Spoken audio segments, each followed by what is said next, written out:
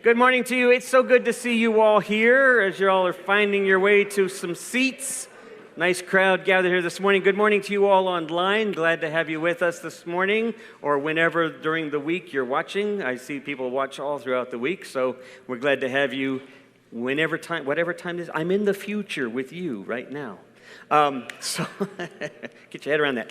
It's good to have you here. I'm Tom McDermott. I'm the pastor, the facilitator, the co-creator of the 1111 community, and so good to have you all here this morning. We call this day All Saints Day. It's the Sunday after All Saints, which is the day after Halloween, All Hallowed Eve. And so today we're going to be thinking a little bit about that. We'll have a little bit of time to remember some of that and remember some of our folks that have passed away this last year. But also, we're continuing living the question. And so this morning's question is about what stories guide your life. We're talking about creation story. In particular, we'll look at the Bible creation story and think about it. But I also want us to think about the stories that inform our lives and who we are today. Our creation story, not just our faith story. So we're going to do that. Listen, a couple of things to highlight. Register your attendance online. If you're there, register your attendance in here, or you can do it online as well. I think that's it for now because we have a lot of stuff to do this morning, but I want to invite someone up here right now.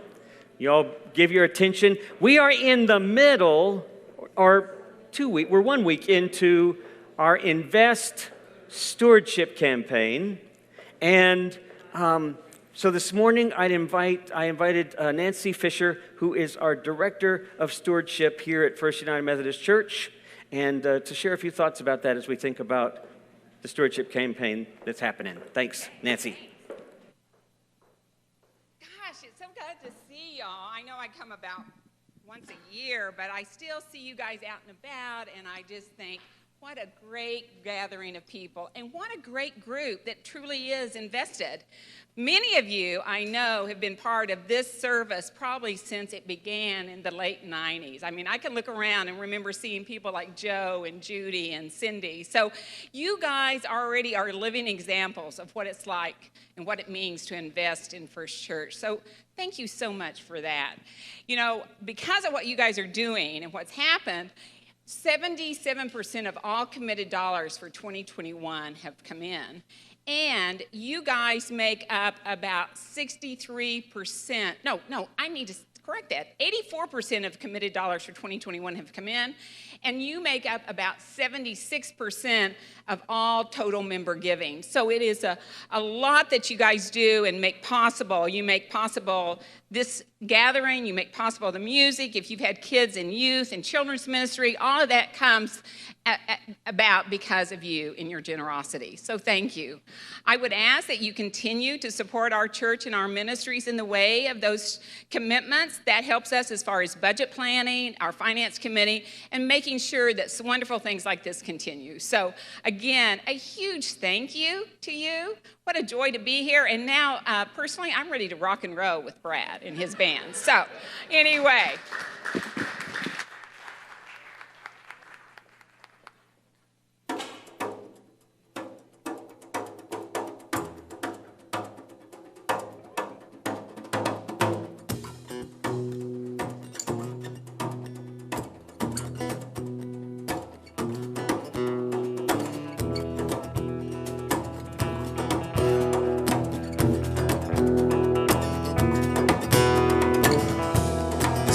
Sights and sounds down in Africa seem like the ones you've seen and heard before, even though you arrived for the very first time. You've a sense of return.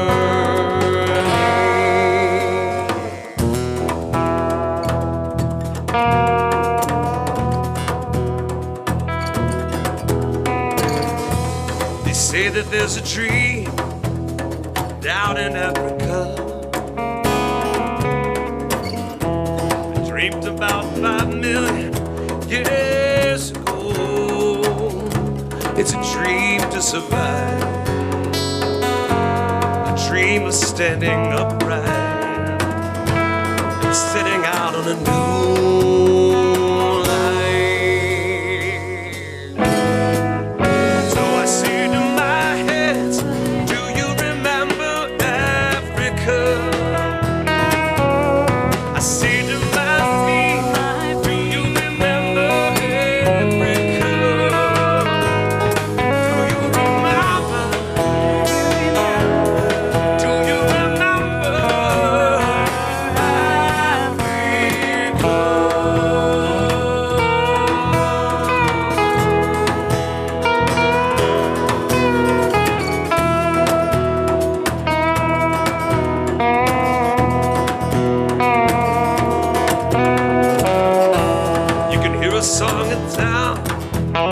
down in Africa, between the eastern mountains and the coast. It's a song that you know, rising up from the bones, and it's telling your story. There's a human heart born in Africa, beating now for years. It is your own, a tenacious ancient will, quite alive inside you still, but it's dreaming on.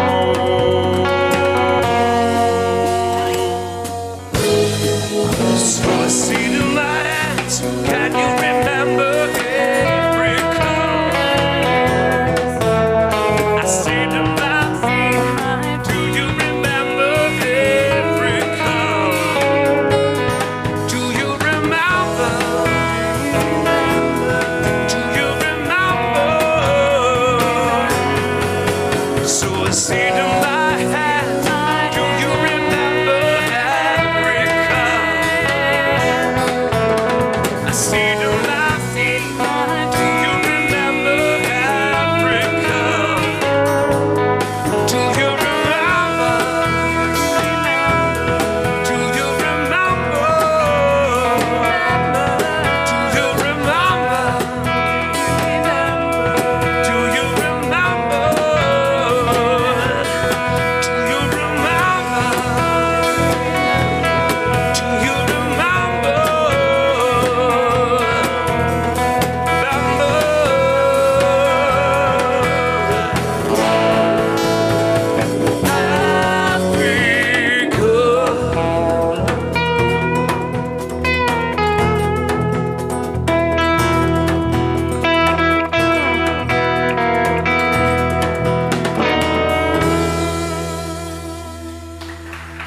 Peter Mayer right there, yeah.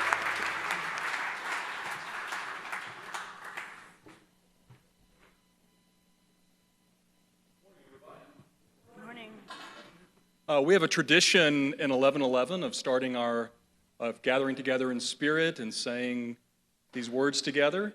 And since it's the spirit, it transcends time and it transcends space, which means we welcome the people that are out and either watching this asynchronously or watching it right now online. We welcome them to say it along with us all together. So if you will join with me, we'll say our welcome. Oh, I didn't light the welcome candle. That's also the tradition. We light the welcome candle.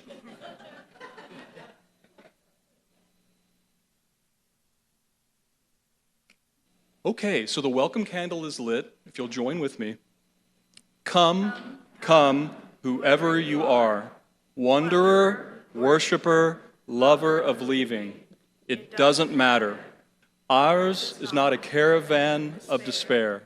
Come, even if you have broken your vows 1,000 times, come yet again. Amen. Thank you, C. Todd Kirk. We have another tradition in this service, and it's singing Come Dance together. Would y'all stand, and we're going to do it right now. This is a solid one right here, y'all.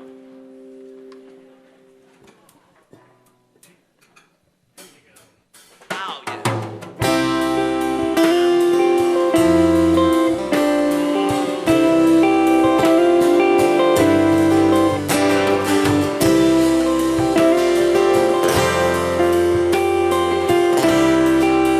Verse 1, we go right now.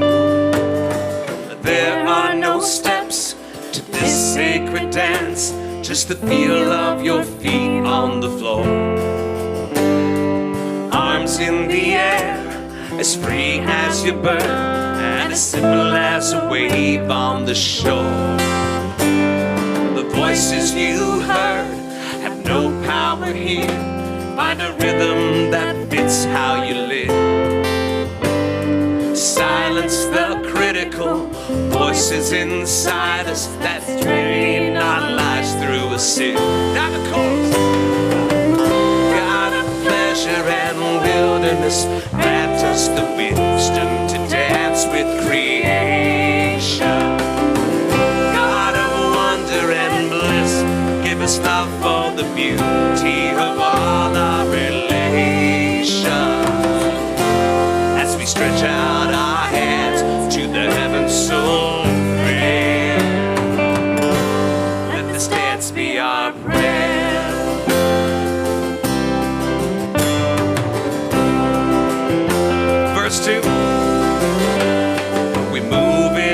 mystery of all that we see.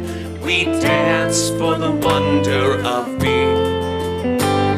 We dance through the struggles to remind us how the truth is finally free. Of course, God of pleasure and wilderness, grant us the wisdom to dance with creation.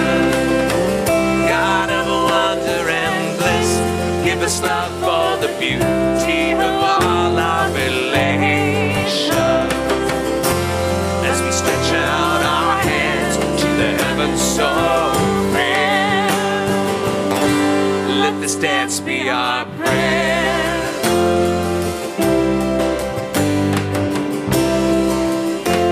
Kevin Grove.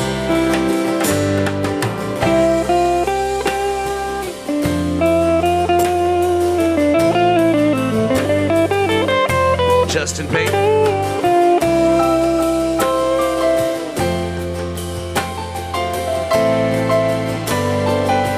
Verse 3, here we go. Come dance with your brothers, leave all your cares. Come sisters and mothers, and let down your hair. Come stars of the morning and darkness of night. For the joy of creation's God's greatest delight. God of pleasure and wilderness, grant us the wisdom to dance with creation. God of wonder and bliss, give us love for the beauty of all our relations. As we stretch out our hands to the heavens so fair, God of pleasure and wilderness, grant us the wisdom to dance with creation. God of wonder and bliss, give us love for the beauty of all our relations. As we stretch out our hands to the heavens so fair, let this dance be our prayer.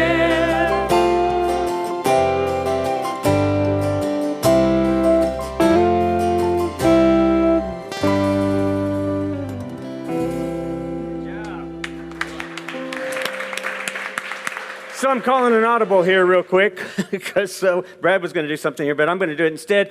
Today we're thinking about All Saints. Here's what I want you to do. Instead of just greeting one another, saying hello, I want you very specifically think about the origin of your name, your first name, or an association with your first name. My name is Tom or Thomas. I want you to think of where that name came from for you. Mom, dad, uncle, somebody. My mother named me after my father's brother from Ireland named Thomas McDermott. And she said, I don't know why we named you after him, because he was just an old drunk. That's my name. So you don't have to have that kind of story. You can have another one. But if you have, maybe you're adopted, maybe you don't know the story. Maybe no one ever told you why the name. Think of something you've always associated with your name. You don't have much time. You only have about a minute to do it with each other, but do that instead of just saying hello. Say, my name is such and such, and this is where it came from, and then listen to the other, and they'll share theirs. Thank you. Let's exchange our stories. Do it in a minute. In a minute.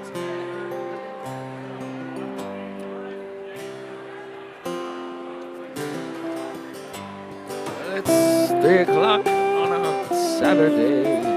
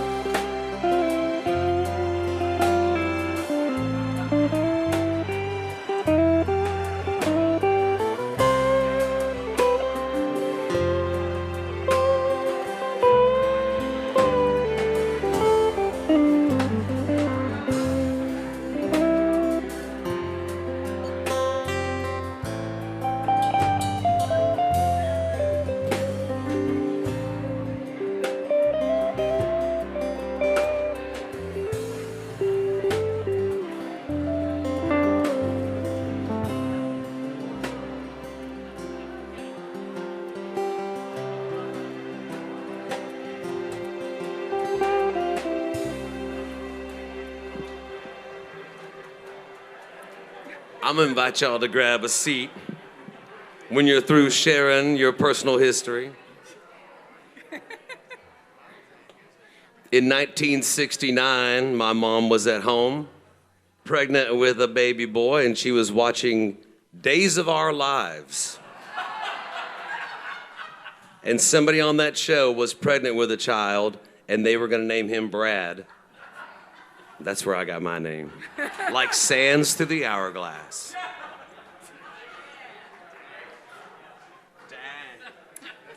Okay.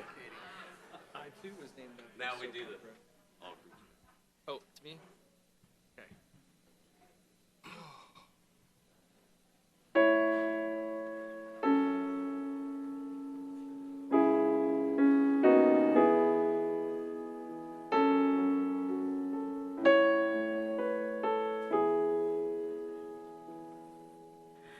All creatures of our God and King, lift up your voice and with us sing. Alleluia, alleluia. O rising morn in praise rejoice.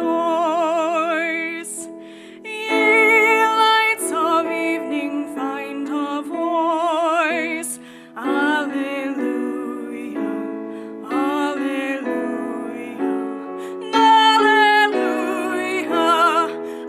alleluia, alleluia.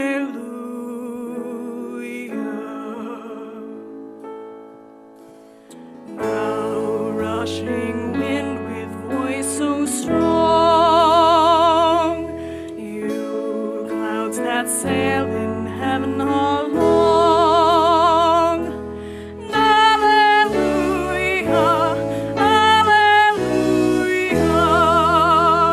Now rising morn of praise rejoice. Ye lights of evening find a voice. Alleluia, alleluia. Alleluia,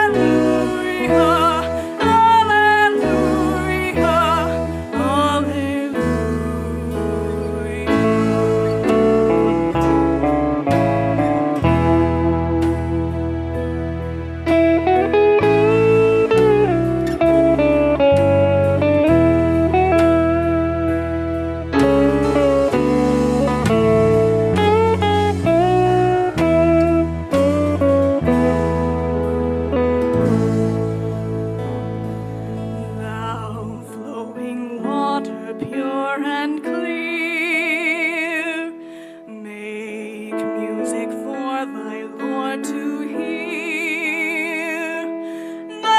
Alleluia, alleluia.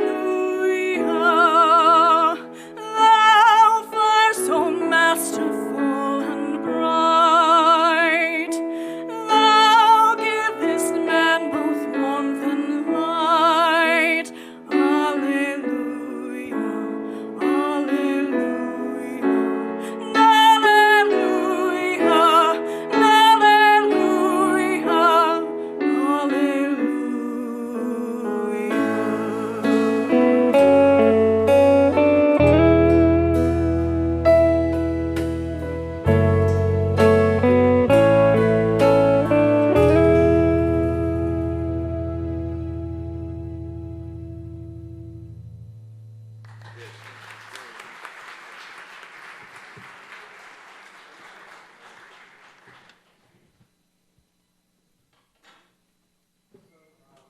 Let's see, what got this one working here? Yeah, so I've asked Mary Ellen Barrow to share a word as we think about this time, our time of Kairos today. I want to think with us, I want you to join me and all of us join together in thinking about people we've lost, but we're also thinking about loved ones, people that have been members of this community, but loved ones also that weren't necessarily members here, and also friends and family, and perhaps even people of our past who've been a part of our story and continue to be, and also the reality of where we are today with over 750,000 folks who've died because of COVID.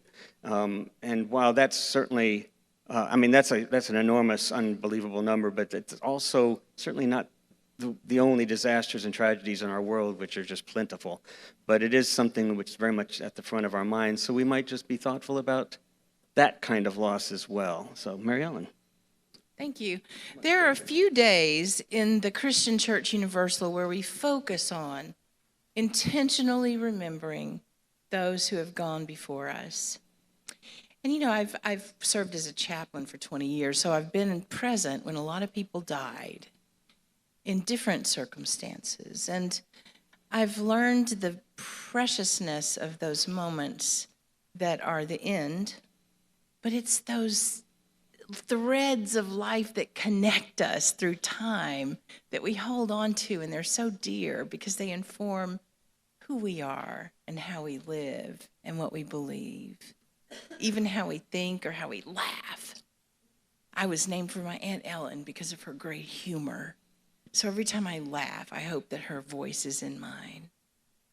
So today, as we pause to remember those who have gone before us, Tom is going to share with us those from our community who have passed in this year, and we will honor their living and their being, even if their breath is no more. And as we remember together, we remember the sacredness of our bond that never, ever ends. That when this life is done, we hold together in the embrace of eternal love. Think about those you know and those you love. So I want to share with you a couple of names that come to mind here, and I'm not going to remember perhaps everyone, but to lead into this, I just read this the other day, and it speaks to me. I hope it speaks to you as well. Only when you drink from the river of silence shall you indeed sing. And when you have reached the mountaintop, then you shall begin to climb. And when the earth shall claim your limbs, then you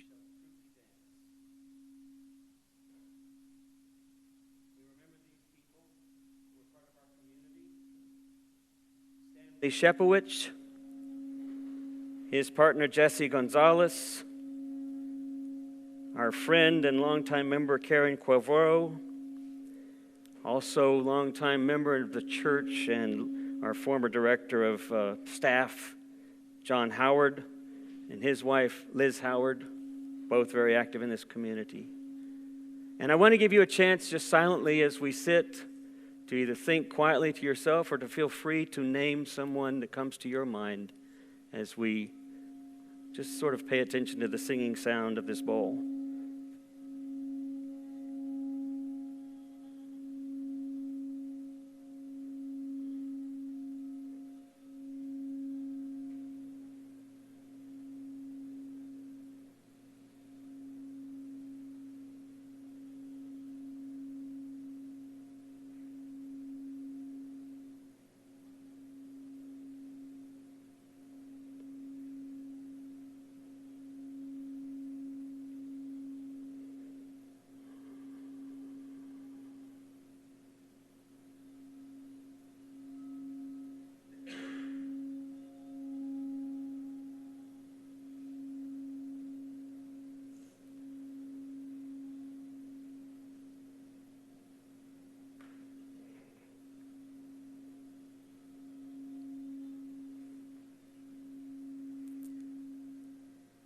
As we think of those whom we love and whom we've lost, friends and family, it helps me to remember that as we breathe, we continue to share the breath, the oxygen with those who've gone before us, generation after generation, that we all participate in this life, this living, and this passing, and it all continues in a great cycle that we participate in even now. So I invite you just to take a deep breath of gratitude and to release slowly. And as you do, you might do it a second time just to again inhale with gratitude and release slowly as you remember.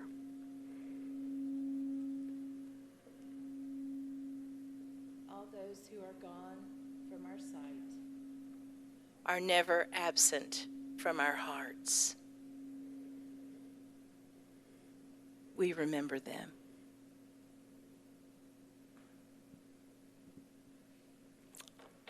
Amen. Thank you.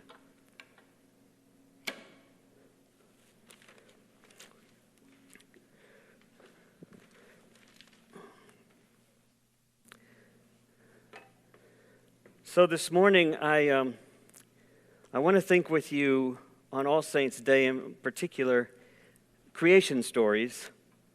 We're living in the question, and of course, many of us are already at this place where we've sort of dismissed the mythology of our perhaps our past, perhaps the magical notion of the creation stories. Perhaps we stand in tension with people we know who are creationists or creation intelligent design folks. Perhaps there's this tension there. Perhaps you are there yourself. What I want to encourage us is to think about creation stories in a new way that is more in the mystery of the question, but no less, and perhaps even more so, in the depth of the truth that these stories speak to. In particular, I want to start off with just a couple of thoughts here to kind of get us started. The first one is a story, of course. And William James was considered the father of psychology in our country, lived in the early 20th, late 19th century, early 20th century, and was quite an intelligent and brilliant sort of philosopher as well as psychologist. He was giving a lecture on creation, the latest discoveries of science, on actually the scientific sort of evolution of the world. So more of a scientific lecture, and it was quite elaborate. And after about an hour of lecturing, he asked if there was any questions, and there were a few. And this one woman sort of seemed frustrated at the front row. And after it was all over with, she came up and addressed him by herself, and she said, "Mr. James, I have a bone to pick with you." And he said, "Well, yes, ma'am, what is that?" And she said, "Well, your story was fine." He said, "Well, no, ma'am, it's not a story, it's the fact. It's the scientific fact of evolution." "Well, that story is fine, but it's not right." And he said, "Well, what do you mean?" And she said, "Well, in fact, the true story is that, well, you see, life began as the earth being flat, and it was laid on the back of a giant turtle. And from that back of the turtle, life began to evolve and grow." And William James looked at her and he said, "Well, that's really interesting, ma'am. I think that's kind of ridiculous. It's really not that way." She said, "It is indeed." He said, "Well, then, if it's on the back of a turtle, then something must be holding up the turtle." And she said, "Yes, in fact, there is, Mr. James. It's a bigger turtle. And it sits on that turtle." And he said, "Excuse me, ma'am, but I'm sorry, but that just doesn't make sense. I mean, what's underneath that one?" And she said, "It doesn't matter what you say, Mr. James. You're very clever, but you need to know it's turtles all the way down." Now, the funny thing about that story, of course, is that in that story, there's more truth to that story than just silliness. But the challenge for us, I think, as post-Enlightenment, post-modern, scientific, quantum physics-oriented people, or as extreme on the right sort of literalists who read the story as literal and only see it as literal, the problem with both camps is they've forgotten how to participate in their reality. They've forgotten how to imagine. Both sides. If you think about the physics story and the scientific story, it's a great story indeed. And it has a lot of logical, experimental, scientific kind of proof to it. And then it becomes all sorts of mysterious, right? And then it becomes all sorts of we don't know. What I love about that story is the smaller and the smaller we get to the subatomic particles and the particles that are subatomic to those, and then the subatomic particles, the smaller it gets, the more we realize the bigger and the bigger the darkness is. The dark energy, the dark matter, the dark mystery, the like we don't know. It's like a giant turtle and another one underneath that. It's a great story. And it's good for guiding us because it seems to work out in terms of how we operate in the world. But we fail to see what it is. It's just the latest, most logical story we have to tell. It's not necessarily the best story even, The creation story to me is a wonderful story. I'm going to start it off, just tell you the beginning of it. You know it. There's actually 7 or 8, maybe even 9 creation stories in the Bible. Maybe some of you didn't know that. Most of you know there's 2 stories, right? There's 2 primary stories. We always tell them as one. There's the 2nd chapter of Genesis. That's the story of Adam and Eve. St. Augustine basically gave it the name we now call it, the story of the fall. It wasn't that way in the earliest understanding of it. We can talk about that later. But what we do know is that there's at least 7, maybe more stories. Psalms 104, John 1:1, the Gospel of John. We know that story. In the beginning was the Word, and the Word was with God. And where's the button that turns this thing on? I mean, it's a mystery. It wasn't over. It's on the wrong. It's hers.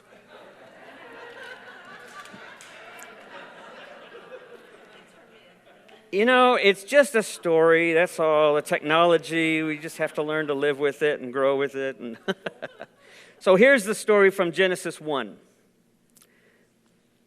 I'm reading from the New Revised Standard. I'm just going to read the first couple of verses. You know this. In the beginning, when God created the heavens and the earth was a formless void, and darkness covered the face of the deep, while a wind from God swept over the face of the waters. Then God said, "Let there be light," and there was light. And God saw that the light was good, and God separated the light from the darkness. God called the light day, and the darkness God called it night. And there was evening, and there was morning the first day. Now, aside from the illogic of that trying to make scientific sense, the story is saying something profound. But the problem we have with myths, the problem that we have with sacred stories, is that we always try to understand them in our contemporary context. We try to understand them as post-scientific, logical, materialistically oriented people with crazy technology at our fingertips and anything we possibly want at our command, and then we try to understand this ridiculous story. And what we miss is how profound the story is in its context. Because you see, the creation story arose out of the Hebrew Babylonian captivity. Maybe at the very end of it, or maybe just after the Babylonian captivity. It arose out of that context, maybe 400 BC, 500 BC, thereabouts, maybe a little bit even earlier than that. But what was the Babylonian captivity like? Well, I mean, it was captivity for one thing. It was oppressiveness. But what else was going on? The Babylonian myth, because you know there's creation myths all over the place, right? Every culture, every religious tradition has a creation myth. You have a creation myth in your own family, in your own story. You just told it. It's a myth. It guides you. It doesn't necessarily need to be the only thing that guides you, right? That's the problem with myths. They're not meant to be idols. They're meant to be dynamic, engaged with. So you have to understand the context, because the Hebrews, when they created that story, they were creating it as a counter myth to the Babylonian story, which was about domination, about one king, one God king overcoming another God king to establish the reality that exists there. The same as you would find in a lot of Egyptian mythology. All of them oriented around one power overwhelming another power. What's so strange and unique about the Hebrew myth? About the creation story? Now, some of us might read it, well, God overcame the darkness. Well, that's just because we love dualisms. We like good and evil. We don't like things bad happening to us, so we like to think of God as somebody who comes in and makes everything good. That's not what this story is about. This story is about what can happen in the midst of chaos. This myth is about what happens when we participate with the chaos. God hovered over the darkness and the deep. There was already stuff there. And once God breathed out of that stuff, there started happening something. I read someone said this recently, that there's more illumination from light in the darkness than from light anywhere else. The light arose out of this darkness. There's this idea of working together in relationship with creation that is about not just renewal, but what's redemptively possible in all these moments. So God, out of the chaos, creates something, order. Now, all of that is partly what we call like a pourquoi tale or an explanation tale, right? We all have them, all the cultures. Why does the turtle have cracked shell? There's all sorts of stories about that. Why does the rabbit have pointed ears? We have all sorts of stories about why the things are there, why we have first day and first night. Every culture in the world tells these kinds of stories. This was a myth to explain how things were for that culture at the time, for the Hebrew culture outside of Babylonian captivity. But it speaks to something profound that I never really thought about until I started thinking about this whole series. And that is that in the midst of these stories, especially these creation stories, something is happening constantly. It's turtles all the way down, so to speak. But that doesn't mean we dismiss it. What it means is we open up to it. It's a great mystery, so we open up to it. And that's the hard part. Someone in a class earlier today was talking about difficulty in dealing with a particular problem they were facing and how to get out of that problem. And they just see that problem as one solid obstacle. But the reality is that problem is an invitation. You see that? Can you understand that? We don't like problems. We don't like chaos. We don't like disorder. We don't like the idea that we live in the midst of mystery. We like answers. We like things black and white. We like things right and left. But we don't really. Because if you really look at it, the world is all about right and left and binaries, and that's what gets us into trouble. Amen? If I'm not making any sense, just stare at me. But if I'm making sense, you might just say, all right. No, okay, just make sure that you're making sense. If I'm not making sense, then raise your hand and go, wait a minute. And tell me, because I don't know. I'm just staring out there, and I'm throwing ideas out at you. And this is different. This is a little bit odd, outside the box, maybe. Because how dare I would stand up here, and I certainly wouldn't say, congratulations on your pain and suffering. Good for you.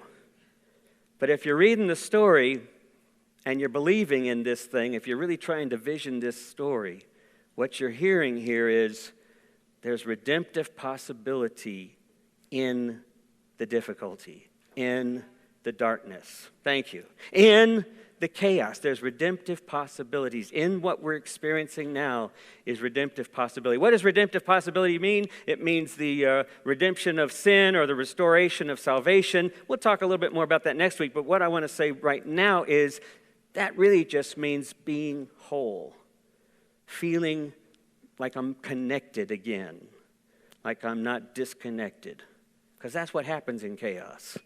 We feel disconnected. There's this dynamic kind of quality. I want to suggest to you a theory that I have, and it's mine alone. I love it. You can start practicing it. You can start putting it out on Facebook. You can start twittering it to people. Here's this great theory that our pastor came up with. I call it consonance and dissonance. You all and I, we all live in the midst of consonance and dissonance, and we love it. Go to a good movie. If the movie doesn't have some kind of dissonance in it, you want your money back. Read a good book. If the book doesn't have some kind of tension in it, some kind of conflict in it, you don't want to read it. You're not even hooked after the first part of it. We love dissonance because it moves us forward. Now, I wouldn't welcome dissonance on anybody, but the reality is that's just a part of creation. That's a part of life. It's in constant flux, constant change, constant forward moving or backward moving, or in most cases, fighting against it. But what the creation story in our Bible tells us, what this Hebrew story says, is that we are in relationship with the very ground of being to finding and participating in consonance, out in the midst of dissonance. Let me give you a quick illustration. Just because I can play guitar, and I haven't played in a while. And it occurred to me, as Linda says all the time, she says, you know, your funeral, when we have your funeral, it's just going to be dissonant chords, one after another. It's just going to be all dissonance. She said, I don't even know if we'll ever find consonance. We may never find harmony or resolution, just chaos. Okay, wait a minute. Oh, there we are, okay. Y'all know this song.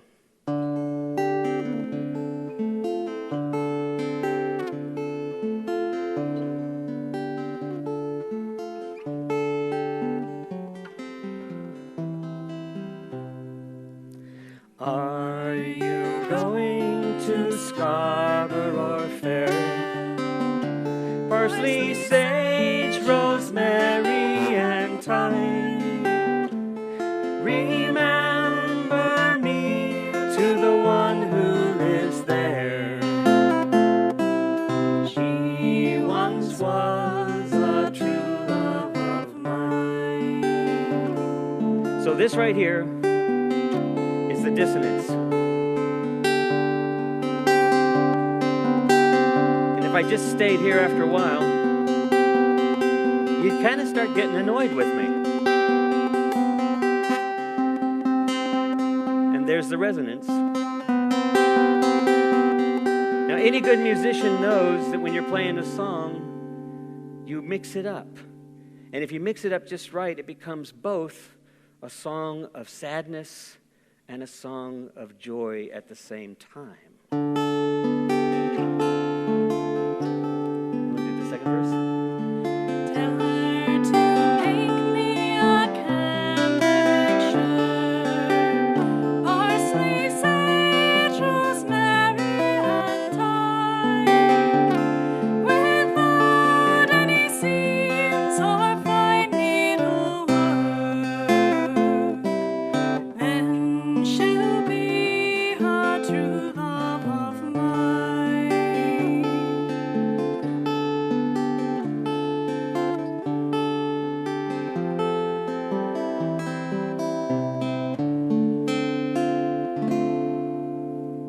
Thanks.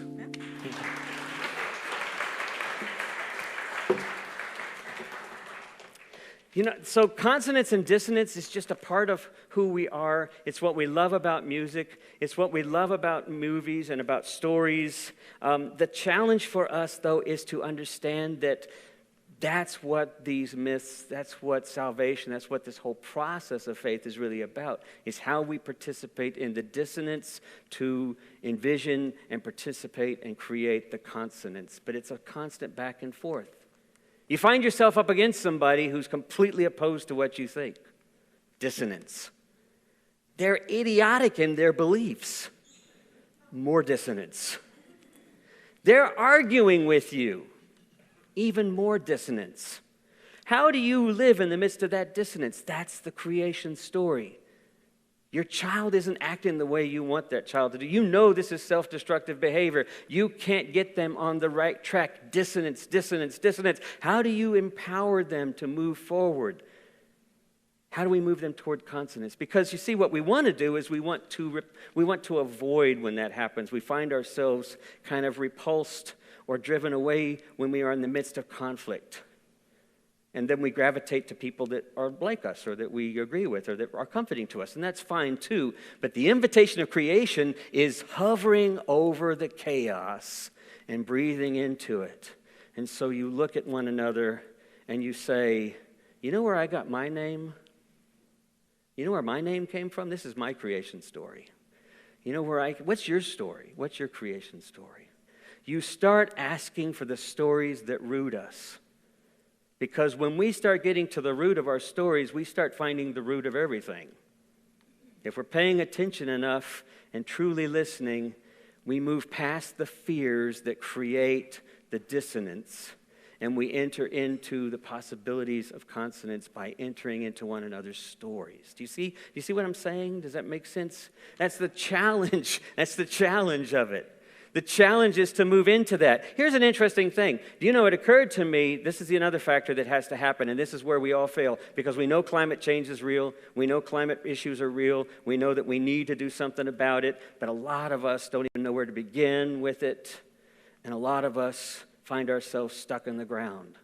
We know that perhaps capital punishment, perhaps you feel capital punishment is wrong. It's dissonant, it's chaos, it's a way to try to deal with it by using more chaos to fight chaos. And you want to do something, but we feel frozen. I want to say something that never occurred to me, but I was reading the other day this wonderful story by Virginia Haviland, African-American writer and a big award winner. She wrote a book called The People Could Fly. It's a beautiful story, a tragic but beautiful story about dissonance and consonance.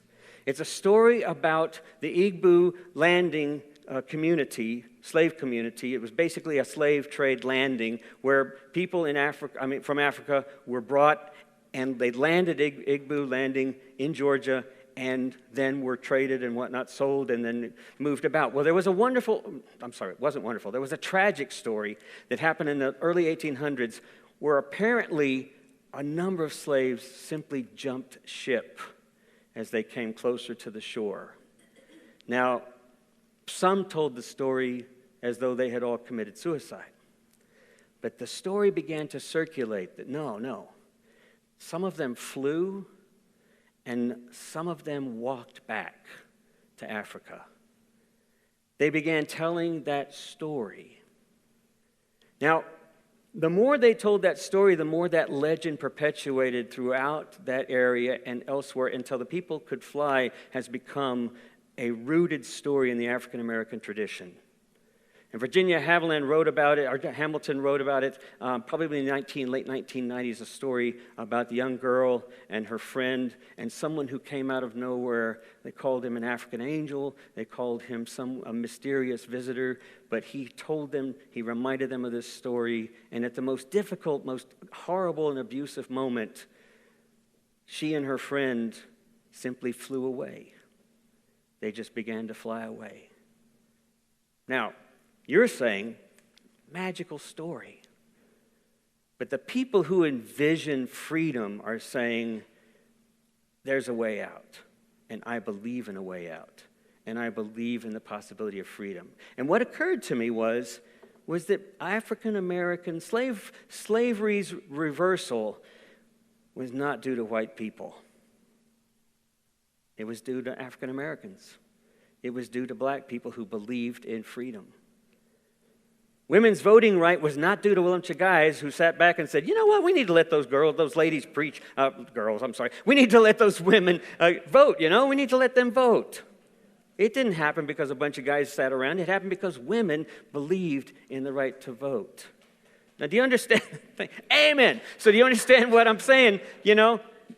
What I'm saying is it took belief in the redemptive possibilities that are present in the worst possible situations. That's what the creation story is about. It's not about, well, God made things so I could just have a good time and live here. It was order out of chaos. It was something birthing and growing and living out of the midst of darkness and despair because it was a possibility. How do we participate in those redemptive possibilities? All right, so I want to bring up here just very quickly a couple of quotes here. I should have stayed down below to see them. Let's come up here. The hardest thing of all is to find a black cat in a dark room, especially if there's no cat in the room. How many of us do that? Right. We're looking for the wrong thing, right? But what is in that dark room? That's what's being invited to us. Not what we want, but what's being invited out of that. Let's see the next. To affect the quality of the day, that is the highest of arts. I love that quote from Henry David Thoreau.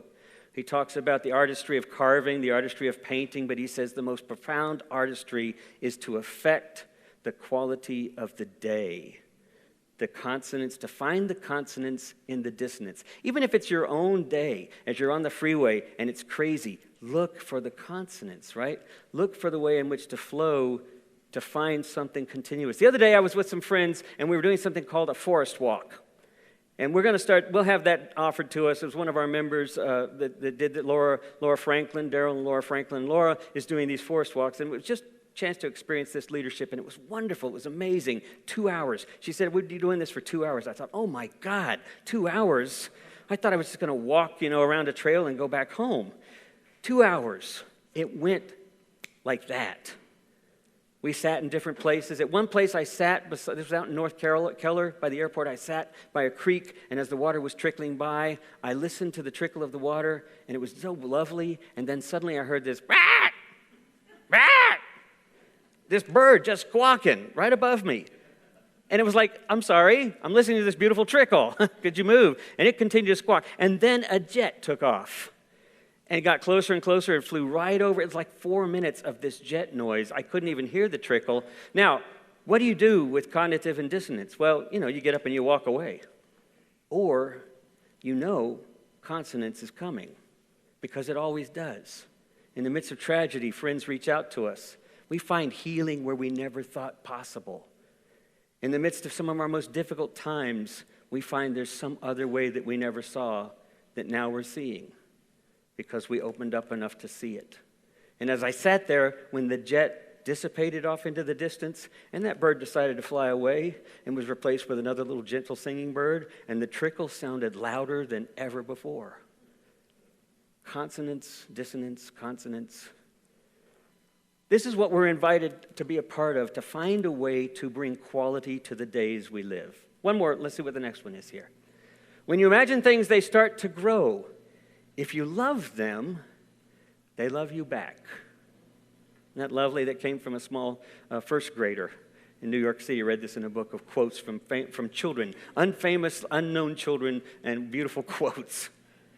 If you imagine things, they start to grow, and if you love them, they love you back. So my invitation to us as we think about All Saints' Day and as we think about the different ways that, y'all can come on out as I say this, as we think about the different ways that we meet dissonance in our lives, that we also recognize the reality of life is not dissonance, it's consonance and dissonance. It's conflict and resolution. The redemptive possibility is that when we participate in creativity with creation, we help to bring about more consonance in that cycle. All right, well, I think that's enough for us to say right now. Last little story. I loved Brad's story about your name. I was going to say there's a lot of drama in that name. Thank you. But here's the thing about finding consonance in the dissonance. Who says you can't create the space you stand within for better? My mother told me, you were named after an uncle and he was a drunk, and I don't know why we ever gave you that name. And I said, I do, because I learned more about my uncle. I went and I looked into his story. And I looked into the story of Ireland at the time, and I realized everyone was leaving Ireland in the early 1900s to find better work. That my uncle came over without my grandmother and without her husband, and then offered a job to her husband. Well, they were about to have a divorce because the two of them they were forced to get married. No, I'm sorry. She was forced to get into a wedding, into a marriage she didn't want, so she eloped, and then she was rejected by both parties because her husband was Catholic, she was Protestant. So she came to America broken. But when my grandfather got over here, he went to his brothers to work north of Massachusetts, in Lowell, Massachusetts, at a truck company. He didn't tell his wife where he was. He didn't want to deal with the pain.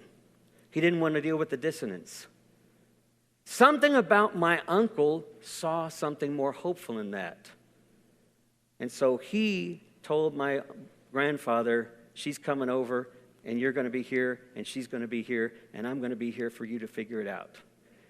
And so he brought her over as well, told her where they were, and they lived there with him for 5 years. And then when they were able to, they'd saved up enough money. My father, who was born in Ireland, grew up to be a young child there, and they moved into Boston. My mother said, so what does that tell you? And I said that my uncle's a bridge builder. Yeah, he's a drunk, maybe. Maybe he drank a lot. I don't know if he was a drunk. I don't know if he was destructive. All I know is that somehow in the dissonance, he found a place for consonance. He found a way towards bringing things together.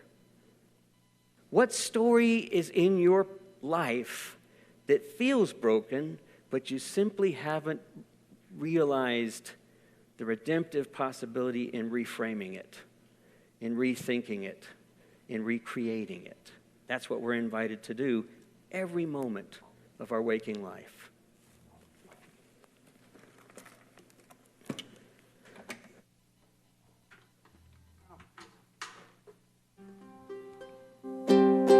So you know this song? We're going to close with this song. Just a verse or two of it. I want you to join in with me. If you like, you can stand.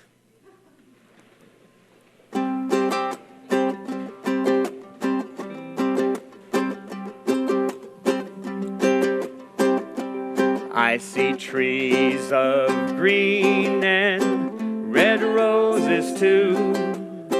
I'll watch them bloom for me and you, and I think to myself, what a wonderful world. I see skies of blue and clouds of white, the sacred day and the blessed night, and I think to myself, what a wonderful world. All the colors of the rainbow so pretty in the sky, I see in all the faces of people passing by, and I see friends shaking hands saying, how do you do? They're really saying that I love you. And I hear babies cry and I'll watch them grow. They'll learn much more than we'll ever know. And I think to myself, what a wonderful world. Yes, I think to myself, what a wonderful world.